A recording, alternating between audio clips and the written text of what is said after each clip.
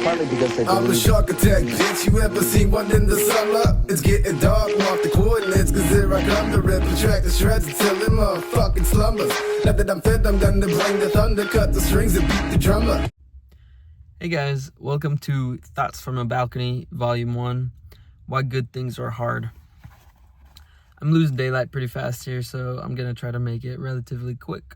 But I landed on this concept as I was sort of looking into the idea of learning and why learning is important and almost necessary to live a life. But I fell down a bit of a rabbit hole and ended up in the idea of why good things are hard. So to understand where I'm going, we need to have a basic idea of entropy. Entropy is the second law of thermodynamics.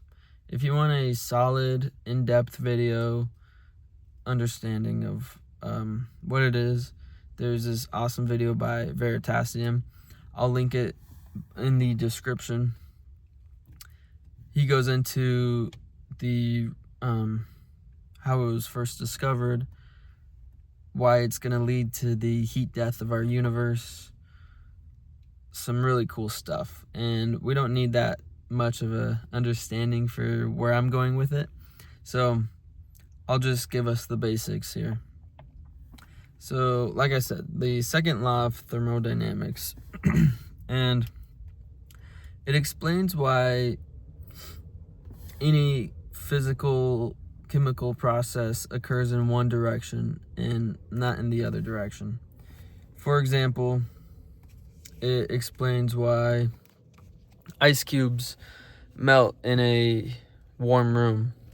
It explains why a punctured tire loses its air. And the whole idea of it is that energy wants to disperse itself. Energy in any form wants to disperse as far as possible. So the way this is seen in nature, or one way it's seen in nature, is the sun. It gives off a set amount of energy each day. The earth receives a set amount of it in the form of very compact, very low entropic energy packets. So they're very concentrated. And then the earth gives off the equal amount of energy each day that it receives from the sun, but the energy packets that we give off are less compact, less concentrated, and less useful. So that's just the natural order of things. Energy goes from highly useful to less and less useful. In order to reverse that process, in order to go from less useful to more useful, you have to exert work in one way or another, which exerting work increases the overall entropy of the universe, but it decreases local entropy in any given structure.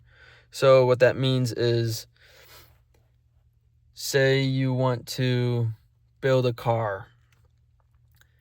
You have to take these things that are more disorganized and not as useful and put them in a state of organization and usefulness. You won't see a car randomly generate itself out in the mountains or in the desert or whatever. Work has to be exerted for that to occur. And if you leave a car sitting for long enough, it will eventually fall apart and become a less useful state. And we can think about this in the terms of probability, which is pretty cool.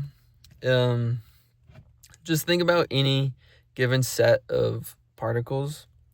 Think about these set of particles that make up who you are and what you are. All your cells, all your molecules, everything you eat, And then think about every possible way they could exist ever in the universe. And every possible way they ever will exist in the universe.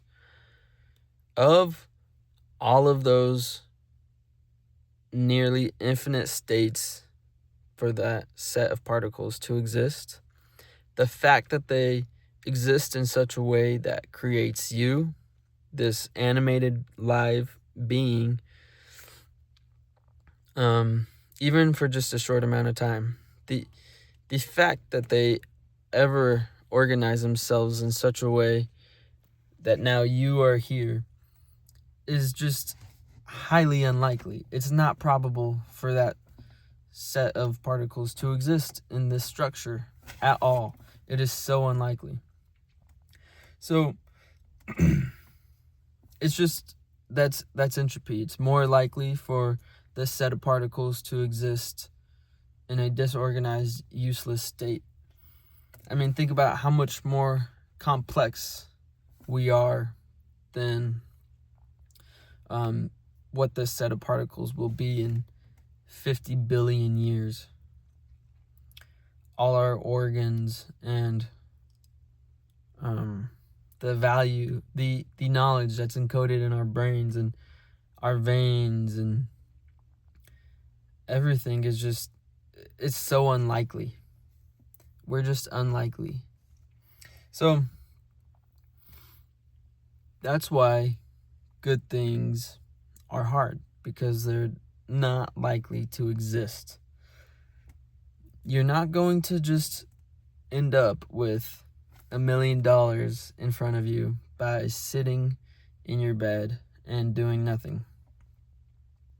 You're not going to end up with a physique that you're in love with by laying around, not exerting any work, and just not trying. In the same way, you're not going to gain any valuable knowledge if your brain isn't building anything, if you're not creating structures worth value within your brain. So I want to talk about the concept of learning versus consuming content real quick. This is what I originally wanted to talk about. But yeah, the idea of entropy just supports it. So when you think about learning something new versus just When you think about learning something new versus just consuming content, if you observe the individual learning or consuming content, the actions look nearly the same from the outside. You're either watching something, reading something, listening to something.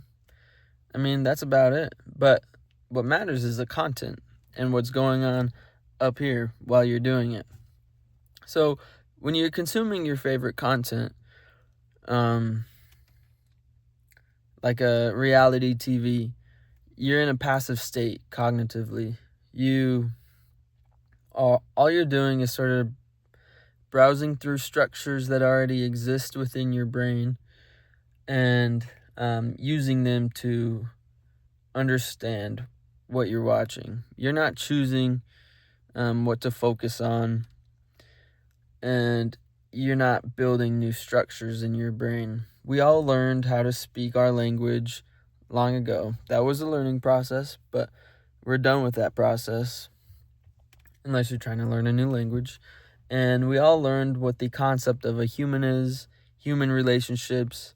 So it doesn't take that much extra work to put a name and a face on a human and watch them behave. That's just nothing new to us. Versus with what you're watching is a educational video, some animation of a complex biological process, or you're reading a textbook, or you're trying to figure out how to trade options. That requires a lot more learning. That requires a lot more structure building. You are using your prefrontal cortex to maintain focus and check yourself. Make sure that you're processing what you're consuming, that you're not just reading words or hearing words or whatever, but that you're actually conceptualizing new things while you're consuming.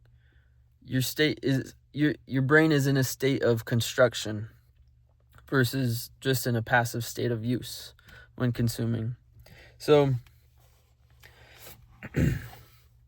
this whole concept, it doesn't answer my why as to why we exist in a universe that requires work for good things, but it gives me a more scientific answer.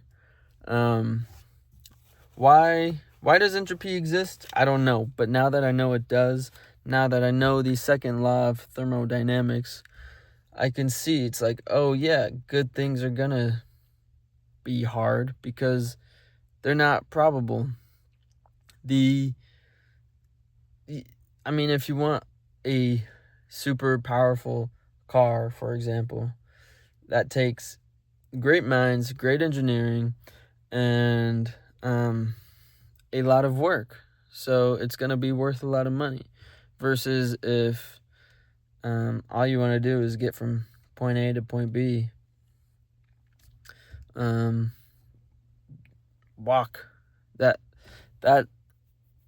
in terms of human history, that is a lot more probable than a nice engineered automobile. So the key to take away from this is to not avoid what it takes to create low entropy. At the end of the day, we are all headed towards a state of higher entropy, of more disorganization, and all we are is a process to increase the speed at which entropy occurs. And this is what Veritasium argues in his video. He says that it's possible that the only reason life ever arose on this planet is because we are great at dispersing energy quicker than it would on its own. We consume energy and we release it, and we consume more concentrated energy, and we release less concentrated, less useful energy. So what we are is we're just a middle point. We're a unique middle structure that in a small moment of time, we reverse the idea of entropy, at least locally speaking. We exist in a state that should almost just not occur. We are able to take disorganized information from the world and encode it in our brain into something that is useful to us. And what we do is basically fight against the second law of thermodynamics, and it takes work. But if you're not willing to put in the work that it takes, you're going to fall victim to entropy, and you might as well just not let that happen with the time that you have. So hopefully we can create a world that is better for the next generation. But anyways, I hope this was enlightening, possibly a little bit interesting, whatever. But thanks for listening. Talk to you next time.